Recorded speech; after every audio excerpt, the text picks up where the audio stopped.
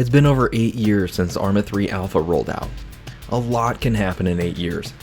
Since March 2013, we've danced to a Fox song, the internet was up in arms about the color of a certain dress, it was black and blue by the way, and our boy Leo finally won himself an Oscar.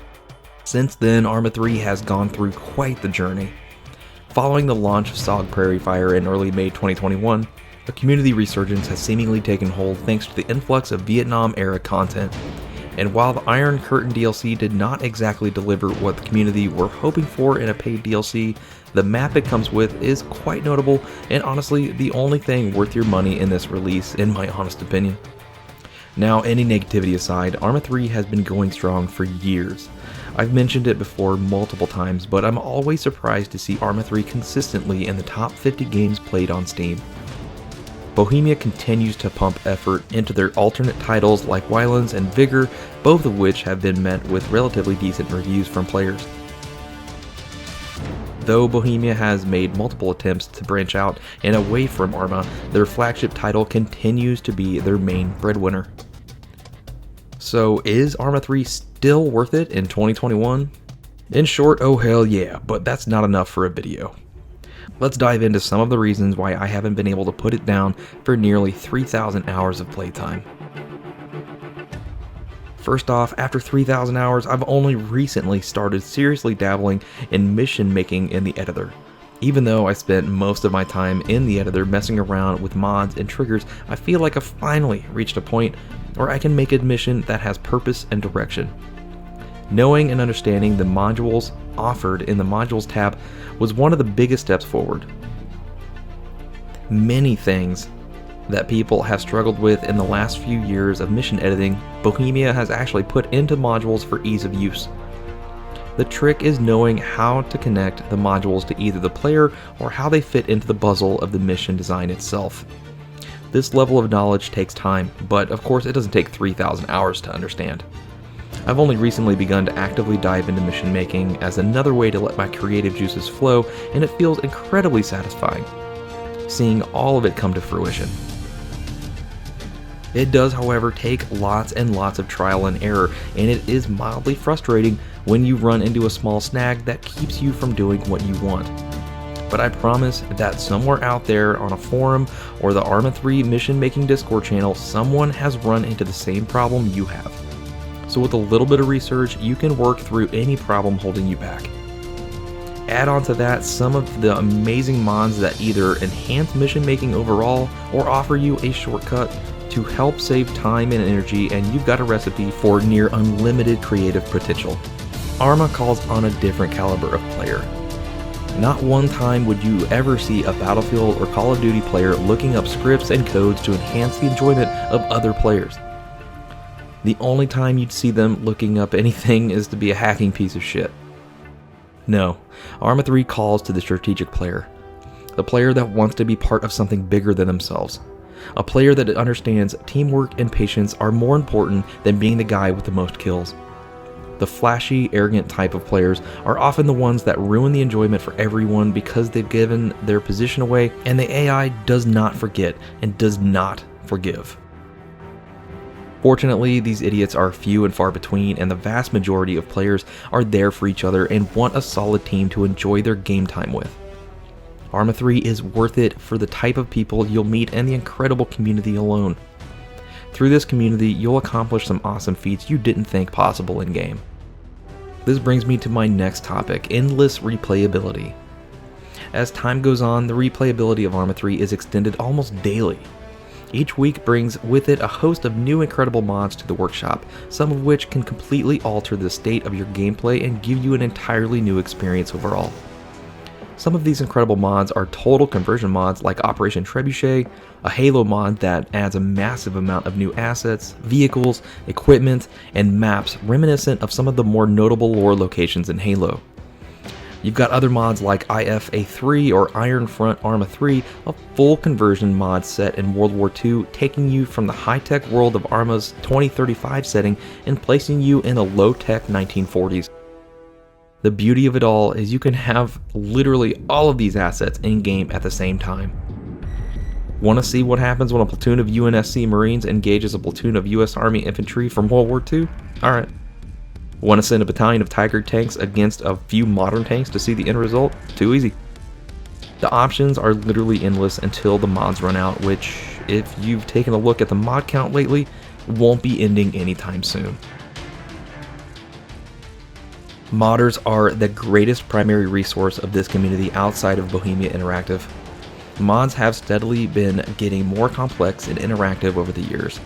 From completely interactable cockpits like the FA-18 Super Hornet by TTT3 or the AH-64D Longbow Apache mod by Voodoo Flies, to complete mechanic overhauls like C2 Command and Control, which turns you into a full spectrum warrior able to execute a ton of precise commands that otherwise weren't available in the base game. It's honestly mind-boggling how diverse the mod selection is. I love the mods and the community. I mean, obviously, I made a channel dedicated to highlighting some of the best and my personal favorite ones to help spread the word about them. But sometimes it's good to dial it back. I've played modded for so long and it's almost refreshing to unload everything but a few of the lightweight quality of life mods and do a vanilla playthrough of the campaign just to kind of reset and bring it all back to the basics. Doing this really helps me appreciate the modding community, but also helps me appreciate just how much work Bohemia put into their campaign. For anyone that has tried their hand at mission making, you know how many hours can be sunk into a single mission or a small campaign. It's a lot of work, and even more trial and error making sure everything fits together and works the way it's supposed to every single time. The ArmA 3 campaign is an absolute monster of work. I don't want to even think about how many hours it took to get everything working right. And it was all done in the very same editor we have at our fingertips. So you could honestly make a campaign with the same level of fidelity as Bohemia's if you dedicated your time to learning the ins and outs. It wouldn't be easy, but it is possible, which is what drives many to create some incredible missions of their own. For me personally, just getting the AI to do something I need or to get a scripted function working without errors is satisfaction enough. Sometimes the smaller missions with the mundane tasks can be just as fun or even more fun than the hunter-killer type missions. For example, a mission set around solely being a transport pilot or supply convoy using scripts to show the results of your work is extremely satisfying in such a simple way. It feels good completing a task in a mission. Add on to that satisfaction a change in mission parameters due to your specific actions and the world will really feel alive and dynamic. And this sense of satisfaction helps you feel like part of the world itself. People love the roleplay aspect of ArmA 3. It really is like stepping into the boots of someone else when you can affect the flow of battle by simply driving a supply vehicle into a fob that's low on ammo. Without supplies, there is no fight. Even more daring are the cargo pilots bringing in supplies, vehicles, and more troops to the fight to help bolster the front line against an enemy onslaught just in the nick of time. All of this serves to help you feel like more than just a cog in the wheel. Through smart, decisive actions, you can greatly alter the course of a mission and will in turn help immerse other players in your group. ArmA 3 is truly unique in this aspect. Another one of the greatest things ArmA teaches you is patience.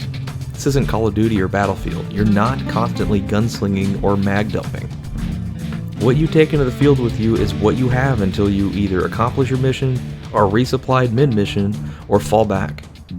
Refraining from pulling the trigger is sometimes just as effective as getting that shot off. If you're too eager and shoot prematurely, giving your position away, you've just altered the course of the mission entirely. Following your squad leader's orders to the letter will spell the difference between mission success and a lobby full of people pissed at you. Now, of course, people make mistakes, and that's fine. ArmA is not an easy game to get the hang of, but don't be the repeat offender. No one wants to dedicate hours to mission design and preparation just to have it bonered by the guy that thinks he's funny. Likewise, for those that choose to be the vehicle support, be it by ground or by air, the overall mission revolves around the infantrymen on the ground who can take, hold, and fortify positions. Vehicles are a support role, unless, of course, the mission is nothing but vehicles and everyone is on the same shit music. When you're in a vehicle and there are infantry carrying out tasks, it's important to reserve yourself so the vehicle's power isn't abused and takes away from the infantry's enjoyment. It's way too easy for a tank to come into a compound and lay waste to everything in sight, but where's the fun in that for the infantry you're supporting? Instead, stay back behind infantry until called. You'll want to keep them in your good graces in case you're ambushed by enemy infantry, yourself after all. The same can be said for aircraft. Man, oh man, is flying fun, but pilots need to understand that they are completely in the support role until needed. You're often so far up that you can't see what's going on below, and you run the risk of fragging friendly troops if you're just dumping your munitions without proper callouts. Pilots that are patient and ready when needed are some of the most desired folks in ArmA 3, and these people often group together to fly in their own servers. So, in summation, is ArmA 3 still worth it in 2021? My answer is, of course, a whole lot of hell yeah. I know this video turned into more of a how to effectively play ArmA 3, but my overall goal is to make ArmA 3 worth it to people who are still somewhat on the fence about buying it. The community and its type of people are a massive draw for many players, and if they catch wind that a community is rotten or toxic, they'll often steer way clear of the game entirely. ArmA 3 is blessed with an incredible community of thousands of dedicated players even after 8 years. If by the sheer grace of God Bohemia announces an ArmA 4, the Steam servers will absolutely shatter, and ArmA 3 will see a monstrous resurgence of players, sending it into the top 10 played games on Steam. I have hope. Regardless of how many people comment saying there isn't an ArmA 4 in development, part of me continues to hope. Because you all know, as well as I do, how internet breaking that announcement is going to be. Well guys, thank you all again for joining me in this rather lengthy dissertation on where I feel ArmA 3 stands in 2021. I want to give a special thank you to my patrons who are still sticking by my side, and some of the most loyal followers a guy could ask for. I truly thank you for your patronage. I also, of course, want to thank you, my regular and new viewers alike, for your amazing comments and thoughts. All of it helps my channel immensely. Drop me a comment below to let me know your thoughts, or just say hi and that you've come by yet another video. Thank you all again so much for watching, and I will see you in the next video.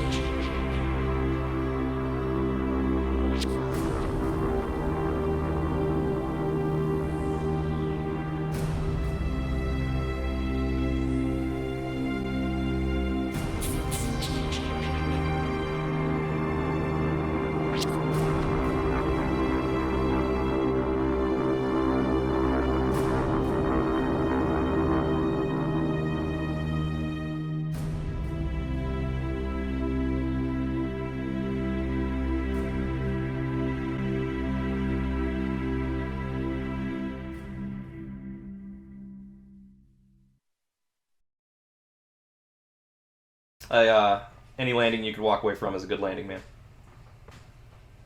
It is. It is.